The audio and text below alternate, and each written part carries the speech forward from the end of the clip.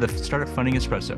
I'm Hall T. Martin, where we talk about how to raise funding and invest in startups and the time it takes to drink an espresso.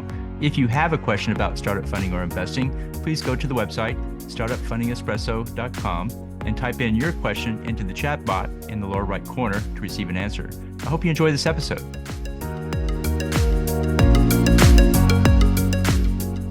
Hello, this is Hall T. Martin with the Startup Funding Espresso, your daily shot of startup funding and investing.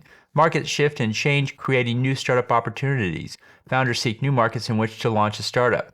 For those launching a startup in a new domain, here are some key steps. Read several books describing the domain and how it works. Talk to domain experts in the space to learn the details of the market. Look for unmet needs that must be addressed, and identify experts in the domain who can advise you. Ask one or two to be a mentor. Create several ideas for a business and test them out. Try dressing up the solution as a ready-to-buy product and see what reaction you get. When you find several people ready to pay for your solution, sign up 3 of them as anchored customers, and use the revenue from these customers to fund the initial product. Experiment with entering the market at different places in the value chain, and look for the position that provides the most revenue and costs least for the value offered.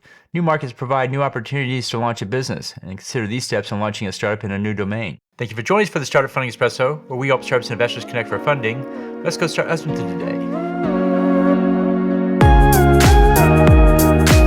Hall T. Martin is the director of Investor Connect, which is a 501c3 nonprofit dedicated to the education of investors for early stage funding. All opinions expressed by Hall and podcast guests are solely their own opinions and do not reflect the opinion of Investor Connect. This podcast is for informational purposes only and should not be relied upon as a basis for investment decisions.